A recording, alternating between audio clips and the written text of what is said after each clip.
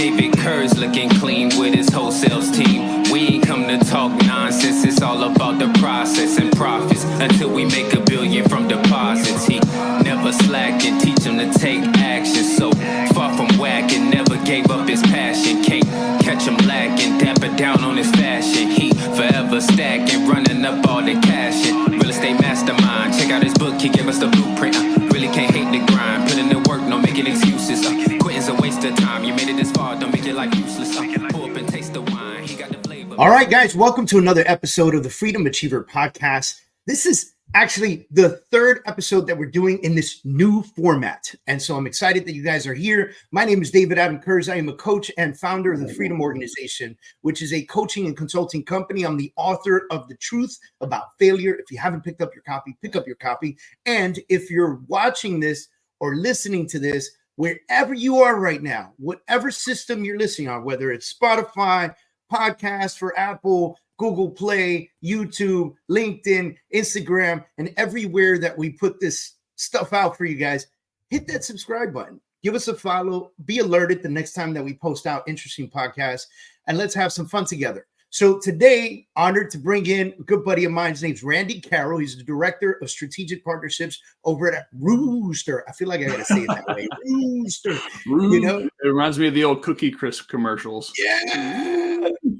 Cookie. I love that, man. Like every time I read the name R-U-U-S-T-R, right? Like I feel like I got to go Rooster. I don't know, man. You guys should have a chant or something. Like we have a rap. We actually have a rap. I'm not gonna lie. Yep, it's on YouTube. I'm dead serious. We made a real official song. Like, there's a video, a rap. Hold on. Yeah, man. On a second. Hold on. R-U-U-S-T-E-R rap. Hold on. All right, I'm trying to find this. I can't find it. You got to give me something to go off of. What's the name of it? Honestly, I'm trying to find it myself. It might be somewhere. Rooster rap song. Rooster. I keep getting Waka Flocka Flame. I got the rapping Rooster, but it's the censored version. I believe that's not you. It's About Rooster, the music video. That's the name. All right, hold on. About Rooster, the music video. Be careful though. You listen to it once, it's gonna get stuck in your head. You know, we're gonna see, man. Hold on, because I got it. This has to go to the public. The people must see. Give the people what they want. Give the people what they want, man. The people must see. All right, here we go. We're already the coolest tech company that out there. Oh, this is it. This alone. Rooster, there ain't no debating. To my brokerages and my real estate agents, this is what you need, and it's no doubt. Help your clients book tours and search for a house with your custom mobile app. And it's so amazing. It's all about location. Now they got your app with you everywhere they go. Stay ahead of the competition. Yeah, you already know. Rooster, don't wait. You should join in. They can download it now, then they'll tell a friend. Rooster, hey, this is where it's at. Time to get your own custom mobile app. It's #1, so we gotta get it hype. Jumping out the inbox and into their life. Keep control of your brand, yeah, that's right. Stand out from the crowd, give the clients what they like. Rooster, hey, there ain't no debating. To my brokerages and my real estate agents, this is what you need, and it's no doubt. Help your clients book tours and search for a house. Rooster, check it out now. Let's go. Rooster.com. Yo, let's go. Hold on a second. I have to give Rooster props because, first of all, there are not that many companies that would be bold enough to put out a rap song, let alone. So, like, the intro to my podcast is a rap song, by the way. I love it. And, yeah, so, but you know, come on, like, it's my podcast, bro. This is not like a major company like Rooster, right? Yeah, you know, we're still working on the major company part. We're firmly in the startup. We're firmly in the startup spot. And when you have a world that is comes with as many distractions as ours does, sometimes a rap is what it needs to get some mind share. I love how rap music has become the ultimate mainstream. Because so I don't know how much you know about me, but I grew up in the Bronx in New York. I was born in '76, so I grew up in like the beginning of hip hop and the birth in the location of the birth of hip hop, and so I went through the mecca of rap, right? Like the old school, the Big Daddy Kane's, the real rap from back in the day, you know, the real. That's like a very important distinction. Like, oh yeah, real, Jay before the movies, like back then, man. And I feel like rap has changed so much now. Like that was an understandable song. Nowadays, rap is like, I don't know what it is, man. Like I can't even understand half the shit people are saying sometimes. And I know right now I sound exactly like my parents when I was trying to introduce them to Big Daddy Kane. You know what I mean? So maybe it's that, Randy. Maybe we're getting old, and we might be. Or maybe mumble rap is exactly what it is. Fucking people mumbling on a microphone. I see. That's the difference. I think mumble rap is actually people mumbling. I think there's actual like credibility to that criticism. When I was like listening to rap and telling my dad about it and like getting him to listen to it, he would just say like, this is people talking fast. Like this isn't singing. Like this isn't music. It's people talking fast. I'm like, kind of like reciting poetry to a beat kind of thing, maybe. Yeah. And then you get mad because you're like, you're not listening, man. yeah, totally. I'm like, whatever. You just don't understand, boomer. Yeah, man. I get it. So tell me a little bit about Rooster while we're at it. Let's jump into that before we go astray. Like, let's get the boring stuff out of the way so we can talk about the real stuff. So you're a real estate technology company. Yep. You're definitely your hub is an app, right? Yeah, that's right. Okay. And then so give me more. So the way our product takes form in real life is an app, but what our product is, like the impact that we bring, is your own personal branded client portal. So the idea of a client portal, I think, is something pretty new. There have been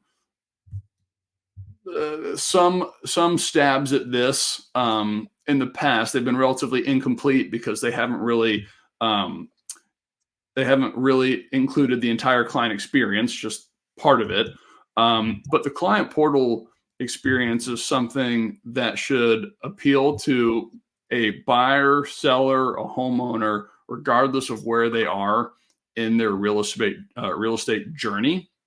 And we bring that to agents with their branding, their logo, their color scheme, all wrapped into a beautiful design that consumers like right on their phone, right?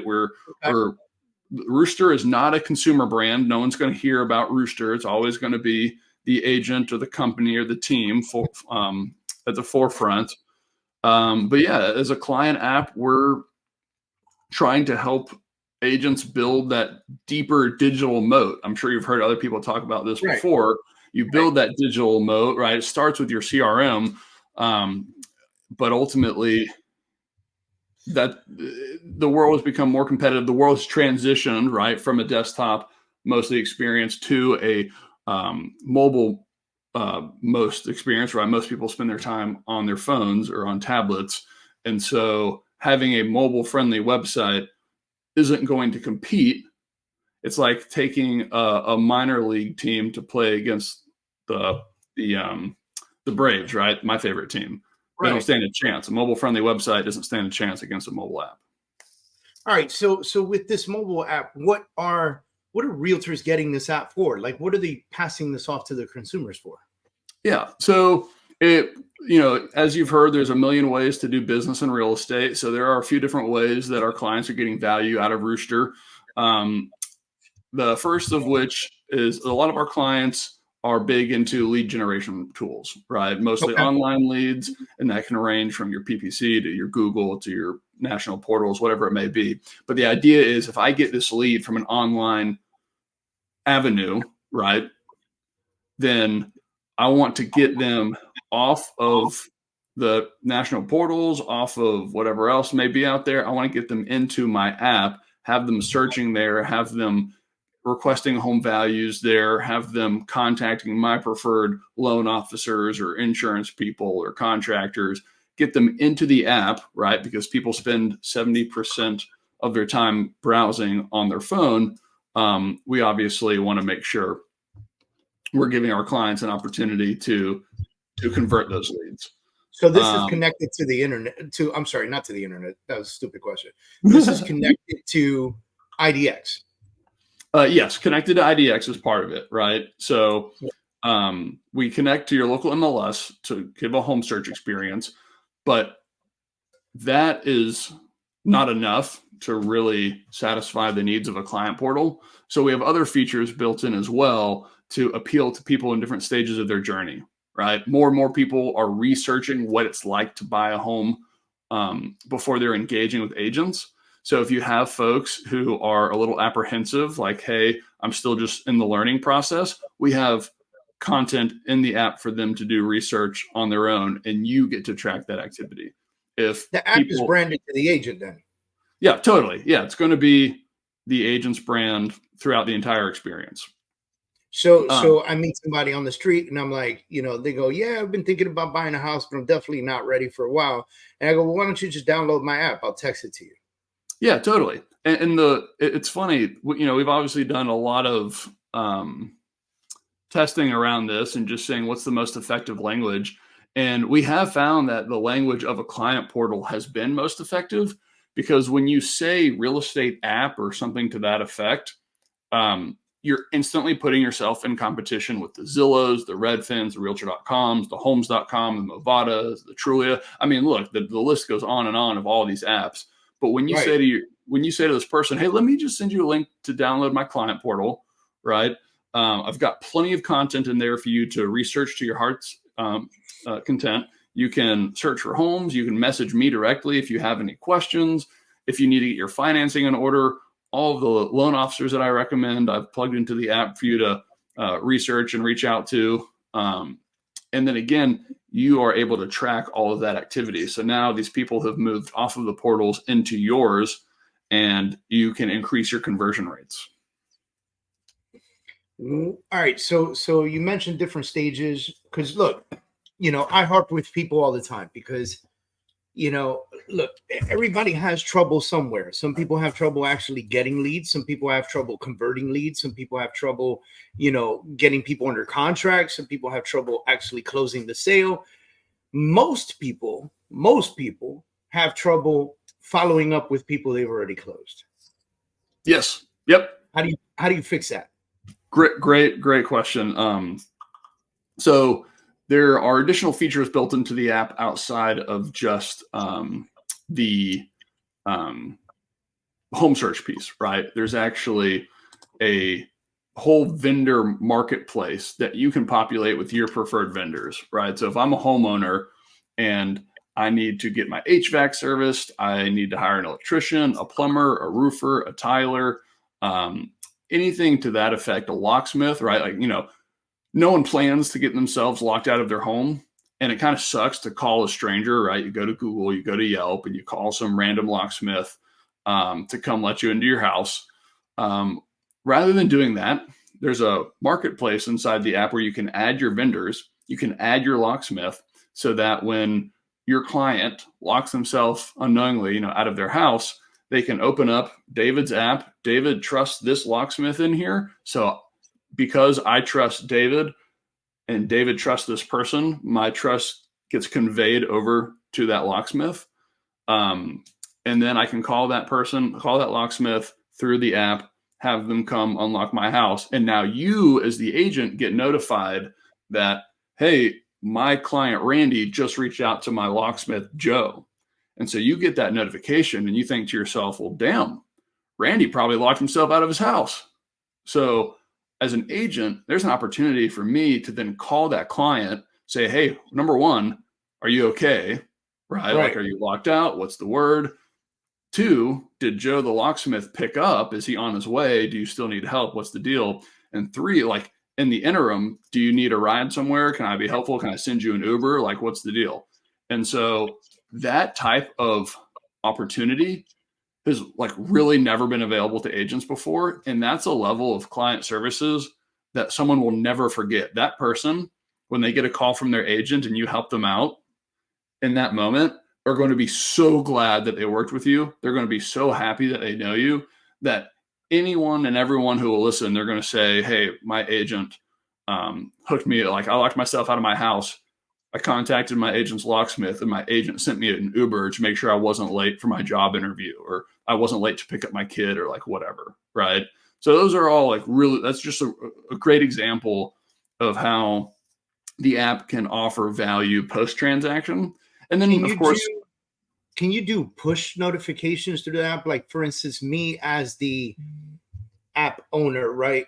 Mm-hmm. Let's say Freedom Organization creates an app with Rooster, and now I've got, let's say, a couple hundred people with my app on their phone. Mm-hmm. Can I create messaging that through the app to create a push notification to the clients? Oh yeah. And that's like a whole nother advantage to having an app, is the ability to send push notifications. And this is something that's going to become increasingly more important in the very near future as laws kind of crack down on text texting, messaging, on emailing, on texting and emailing, right? Like push notifications, you are going to be so far ahead of your competition if you have your app on your clients' phones, because those push notifications are going to slice through the noise in ways nothing else can. Right. And that's pretty huge. So the message could be anything I say it is, right? That's like I could say, hey guys, don't forget, if you need a service person in here, please click blah, blah, blah. Like, don't forget our app. Kind of, I don't know. I'm just you could like send a vendor. Yeah, you could send one of your vendors to the app. Okay. That's pretty insane, man. I really like this. Your website said something along the lines of high adoption rate have led to an immediate increase on return on investment in our market spend. Yeah. And so I'm looking at this. This is Dave Monette, right? Broker owner, Encore Realty. And he's like, hey, dude, like because we have a high adoption rate, our return on investment is phenomenal. We're getting more clients. How is that possible? Especially when you have people that have already used the app and now they're just using your app for, you've bought a house, mm-hmm. and they're using your app for, to call the plumber, to call this, to call that. Like, mm-hmm. How do you lock that in? Yeah. So there's a few ways our clients are getting a return on their investment with our product. The most immediate way is you are getting clients into the app, and then you're actually, and probably about half of our clients are doing this. You get your clients into the app, and then you're actually charging these vendors marketing dollars to be featured in your app. And I know this is a story that's as old as time. Everyone who's listening to this has probably had a tech company pitch them, get your lender to pay for this, right? I mean, there are certain tech companies whose entire go-to-market strategy was get lenders to pay for it. That's not what I'm telling you. What I'm telling you is go to your electrician, that one vendor that you recommend all of your business to, that roofer. Tell them, hey, I'm launching this client portal and I want you to be my featured plumber in here. It's going to be $50 a month, $200 a month, whatever that value is. And I'm going to charge you annually, right? So they become your preferred vendor in there. You get a nice lump sum annual payment.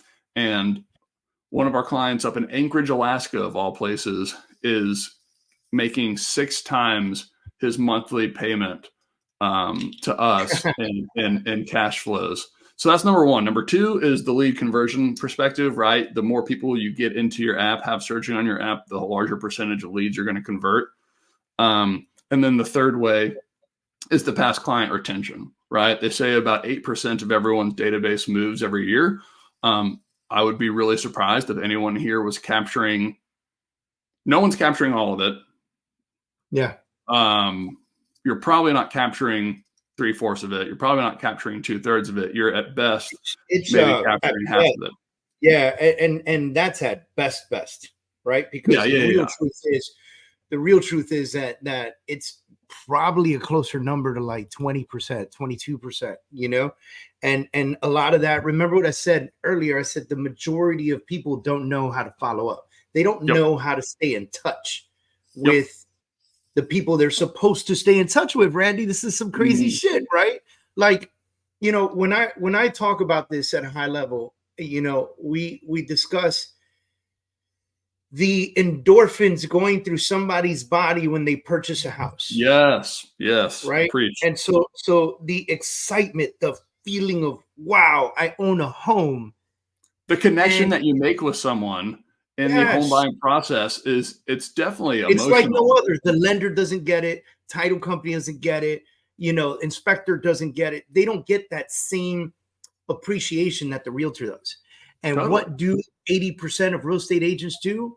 They go, "You're welcome," and they run off to the next deal. Yep.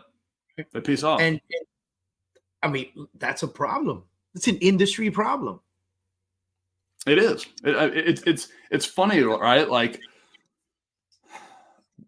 once you close that transaction, that person is probably the furthest away paycheck you'll get next, right? So you can't necessarily afford to spend the next 7 years hovering around that person to transact with you again. But in 7 years or less, and the trend is actually down, people are moving more frequently. Like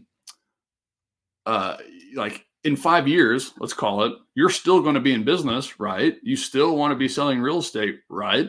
So there is value. And that's going to be one of the easier deals that you get. You're going to get a phone call. Hey, I think I'm ready to sell. I think I'm ready to buy a new one. That's going to be the easiest call you get. And all you have to do is not forget about this person. You know, I'm Googling this right now because I knew this number. It says 83% of real estate agents become irrelevant after handing over the keys. Because they have this idea that there's nothing left for them to do. I helped you buy a home.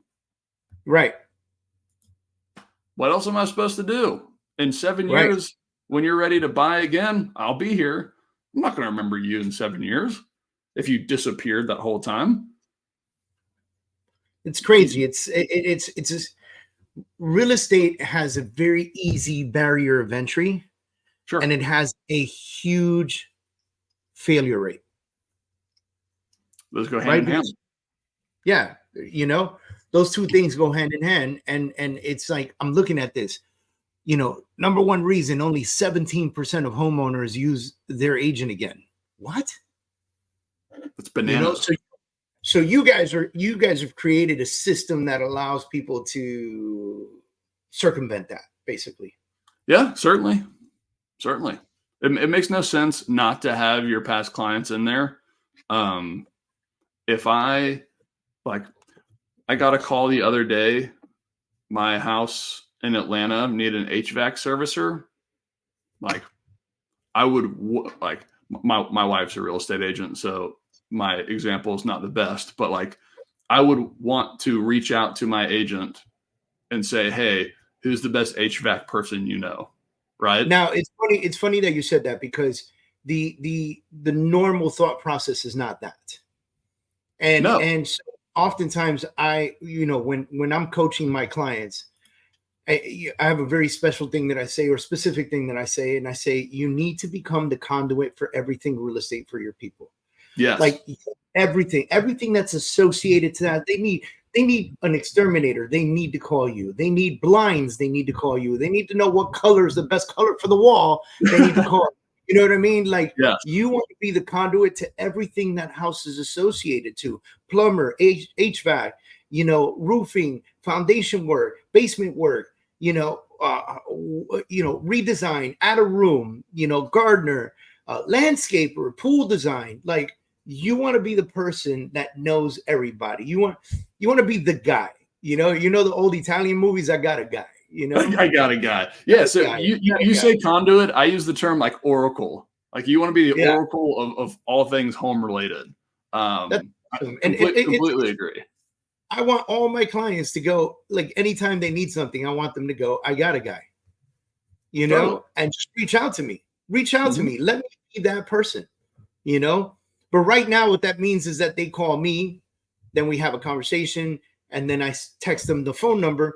But the only way that happens is if they constantly think about me and remember me, right? So I got to constantly see their faces all the time. I'm with you. I completely agree. So, man, congratulations. I know you from another company. We've known each other for some time. So, congrats on really, really rocking out Rooster and doing a great job with it and getting out there. So talk to me, man, what else is happening in your life? Like what nuggets can we drop on some people? What's good out there, man? Oh man, what's good out there? So I think it's been really fun to watch like the and this is totally nerdy and no one is going to agree with me, but I think it's been very fun to watch the economic numbers come out and see, like, one, the impact that has on the Fed, and two, how it has an impact on the stock market. I don't know if you have friends like this, but I have friends who only ever want to talk about the stock market like when it's at an all-time high. And, the S&P and the Dow and the NASDAQ has all made all-time highs. So now these group text messages that are usually about like dumb things and sports and whatever, everyone's wanting to talk about stocks now. But when you look, there's this awesome website that I look at called forexfactory.com that has like a daily schedule of the economic numbers that come out. And I find I'm like so much more interested in the numbers that come out there versus the stock market. Like, so all right. So talk to me about that, because all right, first of all, I want to mention before we get too deep into it that I saw the movie the other day. I don't know if you saw this movie yet, but there's a movie, the true story about that whole GameStop thing. Oh yeah, I watched it. Did you watch it? Oh yeah. I thought it was really good, by the way. I thought it was pretty hilarious. It was a little nerdy. You had to be a little nerdy to really enjoy that movie, but I was all in. You know what I mean? Like it was very compelling. I consider myself. Yeah. It's really interesting how social media could do that, by the way. And the following that he picked up, right? Oh, fascinating. It was absolutely and what I loved about it is like the movie was entertaining even if you didn't really know what was going on. Right. Like, yeah, right. The stock was going up. Why? I don't know. All these people are just buying it. Okay. Yeah.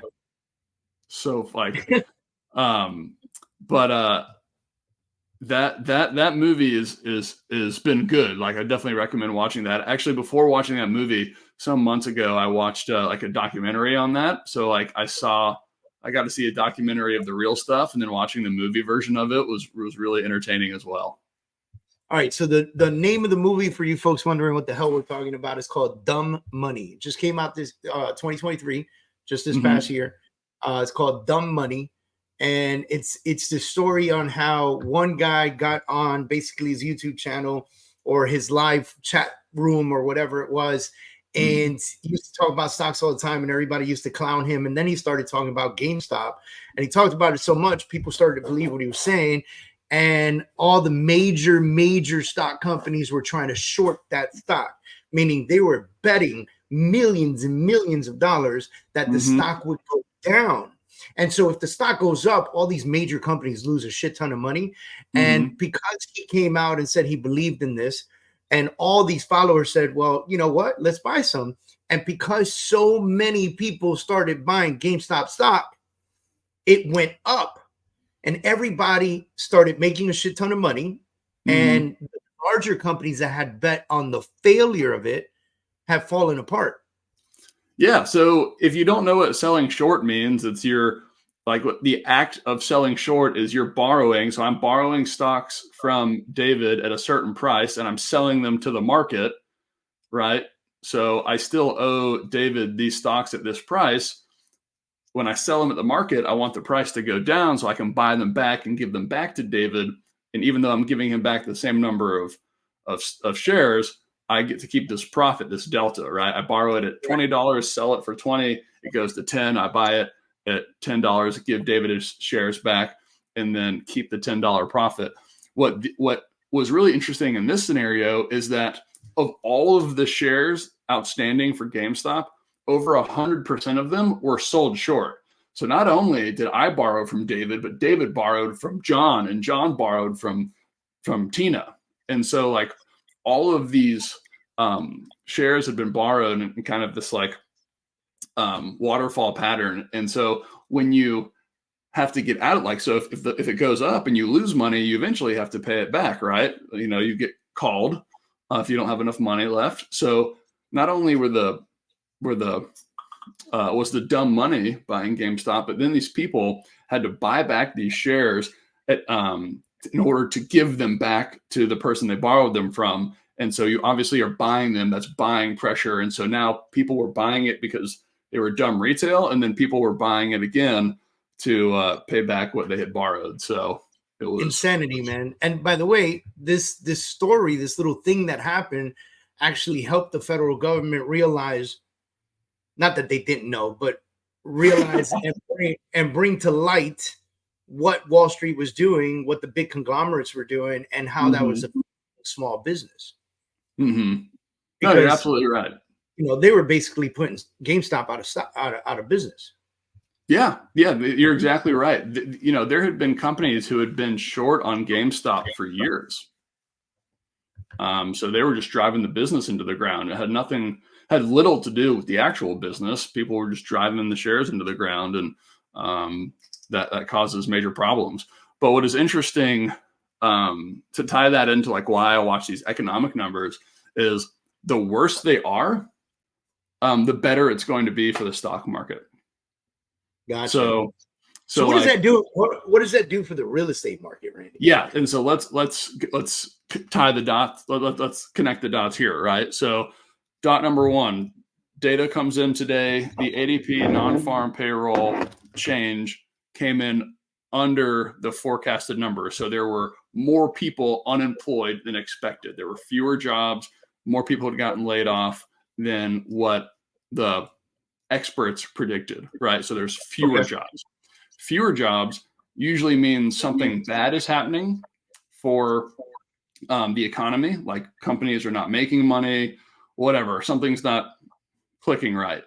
And so what does that mean? Usually that means like if a company's not making money, stock prices should go down. But markets are forward looking. Markets look out 6, 9, 12 months ahead of time. So if you look at the stock, so if the company's doing poorly now, then the federal government or the Fed may step in and may in the future, right? This is what the stock market is predicting, that the Fed in the future is going to do quantitative easing. That's what happened after 2008 when we flooded the economy with money. It's what we did again in the COVID years when we flooded the economy with money. So the Fed will drop rates, flood money into the economy, and that's what makes the stock market go up. So you have these weird disconnections between economic numbers now coming in poorly and the stock market going up. Like that shouldn't make sense. But when you realize the timeline is different, the way that impacts the real estate market is to make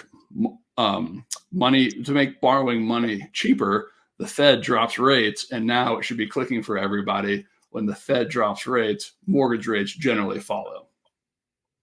I've been, obviously I follow the mortgage rates and the rate, I should say. And it's interesting to see people's reactions to the way things are happening right now. And so when we look at like the way people reacted when we went from 2 to 3 to 3 to 4, from 4 to 6 to 6 to 8, right? And people got to 4 and they were like, "Oh no, I'm not going to buy a house now," even though that's still like the greatest rate, right? That totally. There's nothing wrong with the 4%. Yeah. And so they would be like, no, I know it's going to come back down to the 3, so I'm going to wait. Then it became 5, then it became 6.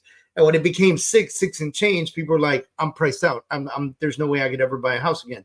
This is never going to happen, and I don't want to be involved," right? And then it went up to 8. And then the people that were on the sidelines, they were like, "Wait a minute, I don't want to do this." When it went up to 8, they go, "Oh shit, I missed the boat," right? This is the mental kind of cyclical piece, right? And then what happens? This year happens. It's an election year, of course. And so we're flooding the money back into the market again. Interest rates are coming down again, right? Now they're back in the 6s.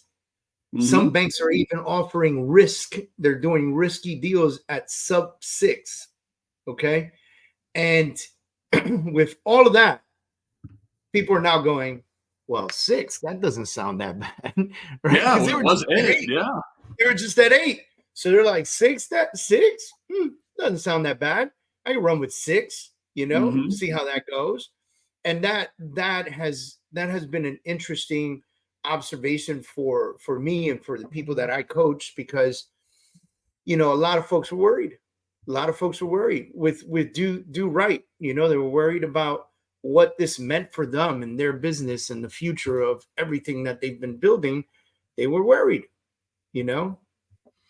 And what's strange and really a symptom of like, this shouldn't make sense, but because the system is kind of broken, it does. A recession would be good for home buyers. And that's kind of a crazy thought. But an actual recession would be good for home buyers. And the reason why is this administration can't have a recession going into its election year, right? And this, of course, is me offering some personal opinions. So, do your own research, form your own opinion. But my opinion is any administration in an election year isn't going to really allow a recession to come. Not in the way that we have known them in the past. But if we start to go down that path, the Fed has made comments like, we're only going to cut maybe 3 or 4 times this year. And the Fed isn't really the government, it's a private company. But Trump proved that if you lean on them hard enough, they'll do what you want them to do, right? Because they raised rates from 0 and he slapped them down. He slapped Jerome Powell's hand and he dropped them again. If this administration starts to lean on them because a recession is coming in an election year, they'll crumble just like they have in the past. Drop rates. They raised rates 75 basis points at a time. What's to say they won't drop rates at 75, 100, 150 basis points at a time to stimulate credit creation, to stimulate borrowing money. And that helps home buyers. I guess the steel man to that is it's going to allow sellers to finally sell, right? I've got a house with a 2.75% mortgage rate. I feel trapped in it, right? I can't sell now and triple my mortgage rate. Yeah, that's where I'm at. I get 275, man. Where I'm not moving. Yeah. Why would I? That's insane. I'm not moving. No. Why would you? You're right. Why would you move if you have a 2.75? But that's also a problem, by the way, right? No, it is a problem. Totally. It's a huge problem because a lot of people are not moving. A lot of people have decided that, hey, this is for my forever home, if you will, unless something happens. Right. It wasn't originally, but it is now my forever home. Yeah. Right. Yeah. Now life does happen though, Randy, right? So like people have babies, people get divorces, people die, like those things happen and properties still move. But for the family, for the core, the core nucleus family that wants to be in that house and like they're at that 275, they're thinking like my wife. My wife looks at me one day, we're sitting in the pool, and this was never my forever home, by the way. And my wife looks at me in the pool one day and she goes, not a bad home to raise her grandkids in. And I was like, what? And so now it's the forever home. She looks at me, she goes, why would we leave? We've got the right interest rate, we've got the right space, we've got the right design, we've got enough rooms, and so she's like, why would we go? She said, and I said, well, I want to downsize. She goes, well, I don't want to not have space to have the grandkids stay over whenever that people find reasons.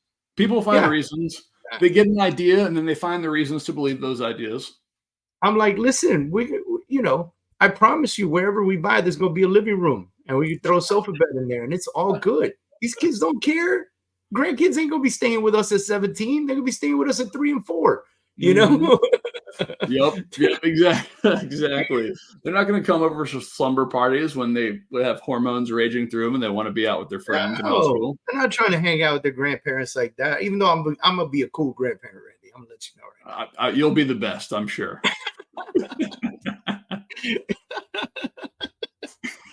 Yeah, man. But these, that's what's happening right now. Like, all right, so something crazy could happen in a nucleus family. There could be a death in the family. Now the other person can't maintain the home, or there could be a new baby in the family and now they need an extra room, or they could be a divorce and now they're splitting homes, or, there's a million things that can happen. So property will continue to move because this is just, the nucleus family is barely existent anymore. So, property will continue to move.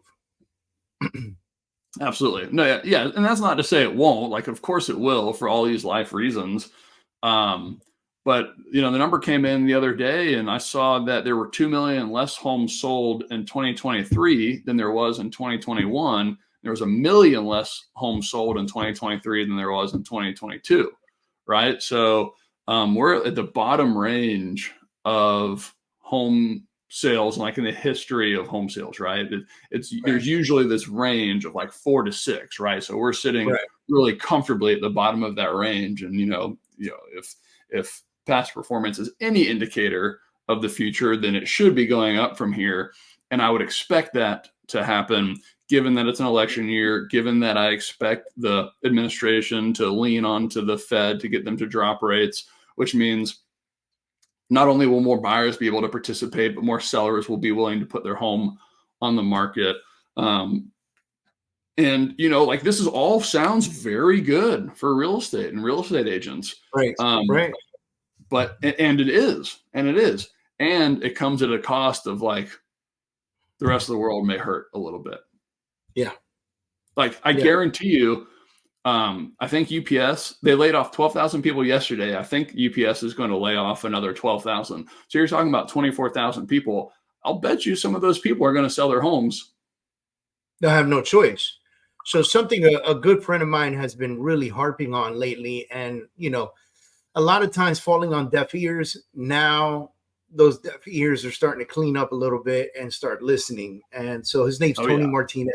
He's a good buddy of mine, Tony Martinez. He owns a brokerage down here with his wife in the Broward County area.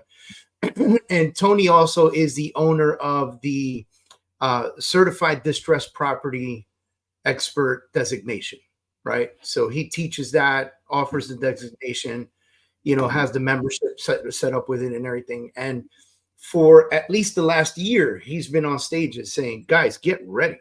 Like it's already there. Get ready because it's going to get worse, right? And so he expects a short sale market to come back. He expects an REO market to come back. He expects the economy to do what it does and people to lose their jobs, and then there's going to be some folks that sell their homes gracefully and move on to the next thing, and there are going to be some folks that sit in their house for a year before they get kicked out. Mm-hmm. So these markets are set to return. They're set to return, maybe at not the rate we saw in 2008. But, yeah, sure. I would. But it's still going to exist, and if people don't get smart enough to start educating themselves on this, they're going to fall behind. They're going to fall. Exactly right.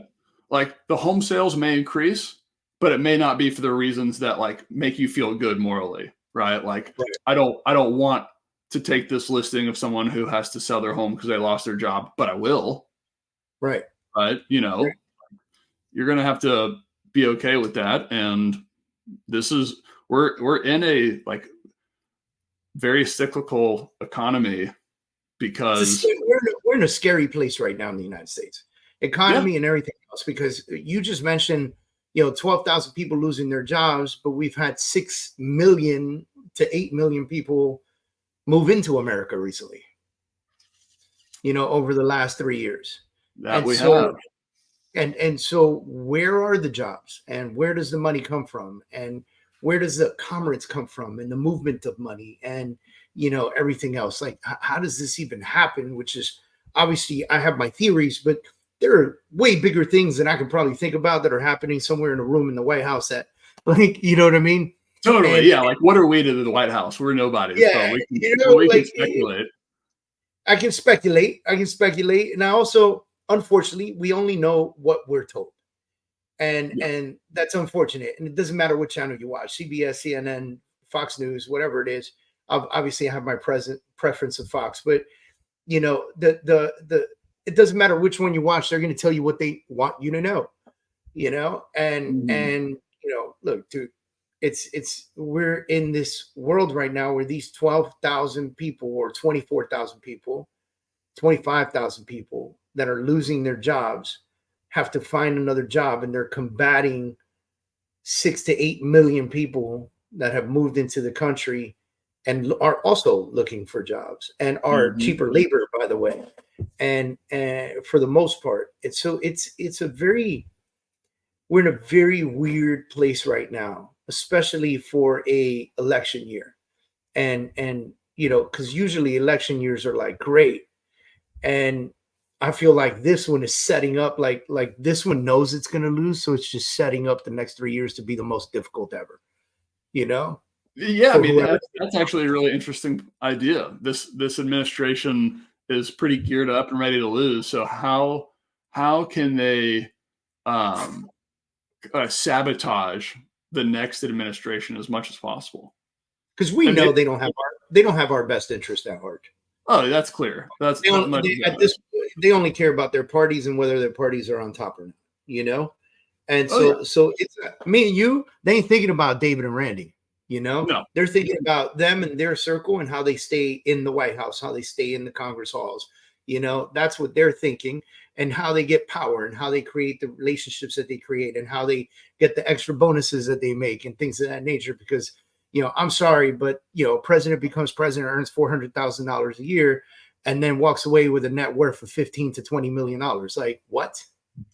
Yeah, it's very strange. It's very clear that the political class and the managerial class of the elites are not interested in our well-being. That has been like, I remember growing up and hearing about like this idea that the middle class is shrinking in America, and like America is not the home of the American dream anymore. And growing up, I was like so naive to that and took that as a personal criticism and thought like, no, there's no way, it's called the American dream. There's no way that America isn't home to the American dream anymore.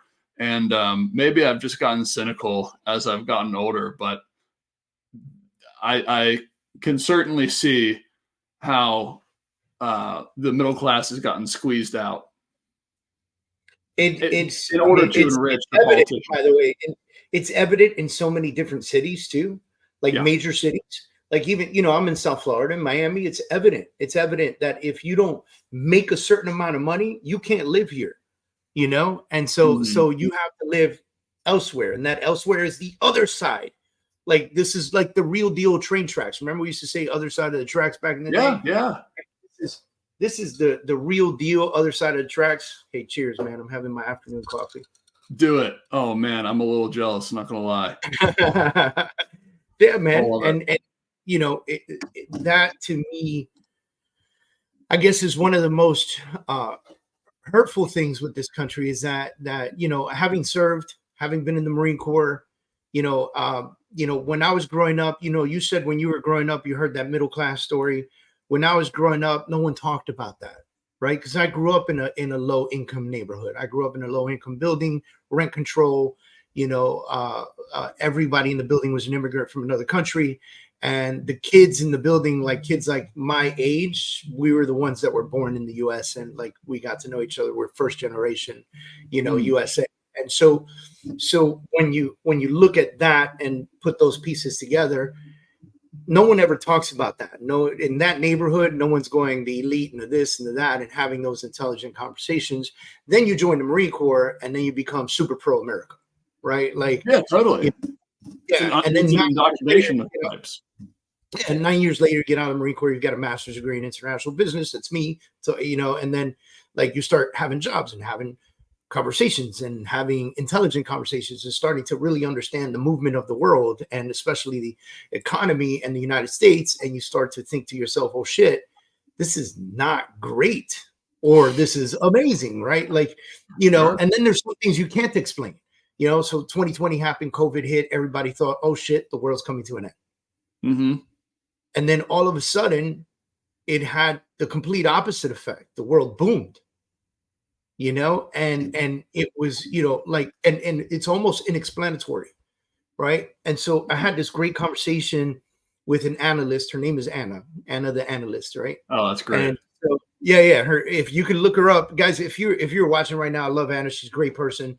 You could find her on Instagram, Anna Analytics. She really analyzes Miami at a high level, so she's not doing like national numbers and stuff like that. Oh, sure. But she's really great at it. And she said something on a podcast that I had. She said, the reaction to COVID was very similar to the reaction of a world war. So what happened during COVID was what happened post World War II, was what happened post World War I. And I found that really interesting because I started to do the research and I was like, oh my God, she's right. World War II created movement in economy, you know? Yeah. So, absolutely. The Reconstruction and all that stuff. And when you start to look at, first of all, it's jobs and everything else. We got to build tanks and missiles and, et cetera, right? So when you start to look at everything else, you start to realize that war is bad, but good for the economy. And that, like what I was saying before, how a recession shouldn't be good for home buyers, like war shouldn't be good for us, right? It shouldn't, but it is. Shouldn't. It absolutely is. This is a rabbit hole I can go very far down. So please continue. I think we got like 9 minutes left. So let's dig into it. Let's do it. Yeah. And so, and like, this should be very common sense, but it should be very common sense to me that this means that things are broken. Like, war should not be good for the economy, and people should be like, oh yeah, obviously. But I've had people who are intelligent, who I respect, who'd be like, yeah, war, it's good for the economy, and like be excited about this, not understanding that they're actually cheering on like the loss of human life, right? Yeah. Like that's what war is. You know very, very well. And again, we go back to the idea that, the high level government, Congress, White House, Senate, the parties, the leaders, they don't give a shit. No, they don't. And they don't have to. As soon as 1971 happened and we got off the gold redemption standard, it was a free-for-all for being able to print money. And like, why do you think home prices go up so much? Because there's so much money that gets printed into the economy, and all of that money eventually gets funneled to asset holders.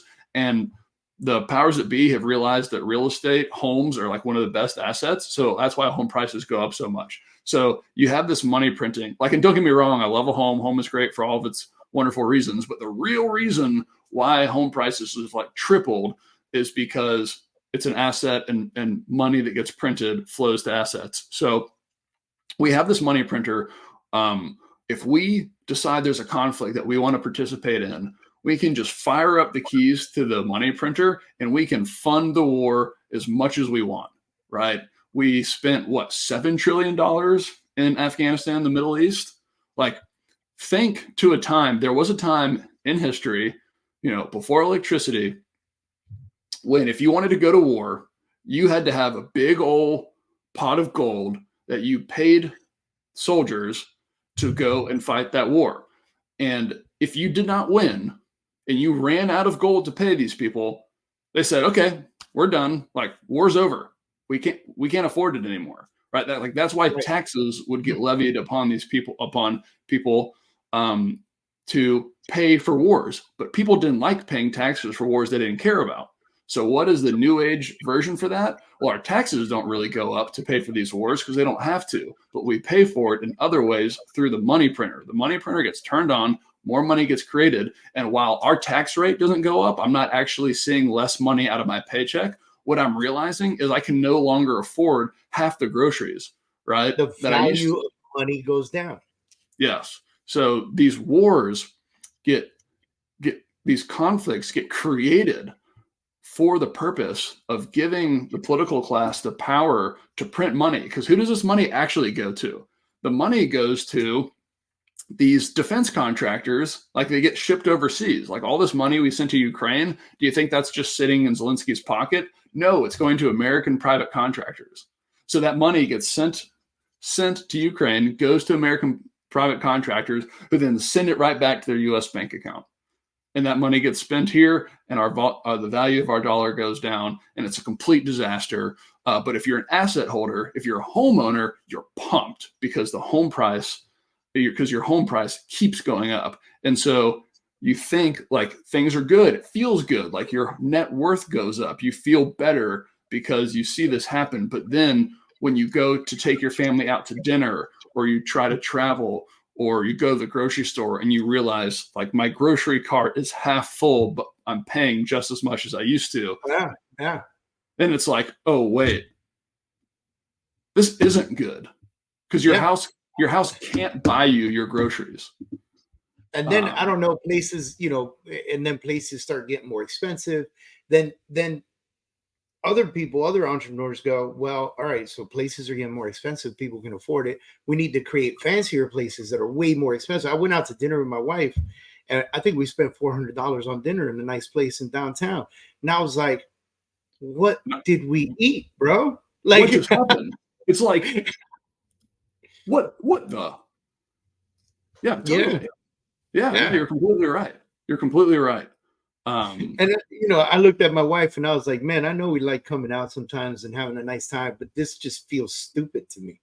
Like, I enjoyed it. Food was great. Environment was great. Staff was great. You paid for the experience is what you did, because the food was great, but the food would have been great pretty much anywhere I would have chosen. Right. And so, my wife's company, I enjoy that anywhere we are, so yeah. It's like, so it just starts to feel dumb. It starts to feel stupid that we're spending so much money on nonsense like that. It does. And so, like, here's a point of vulnerability, right? So in my household, my wife she's not a finance person. She doesn't really care. Just like, as long as everything's fine, everything is fine. And so she doesn't pay attention to these things in life that cause going out and all this stuff become expensive. So then when I tell her that, like, hey, we can't do this the way we used to, we can't do that the way we used to, she's like flabbergasted. Like, we don't, why can't we do this anymore? Like, we used to do fun things. Why can't we do fun things? Well, sweetheart, prices have tripled, and guess what hasn't tripled? My income. Yeah. So got to get a second and third job. Yeah, totally. I mean, and I'm super blessed. And Rooster did 2023 year was an amazing year for us. We're really, really blessed, and so I can't really complain.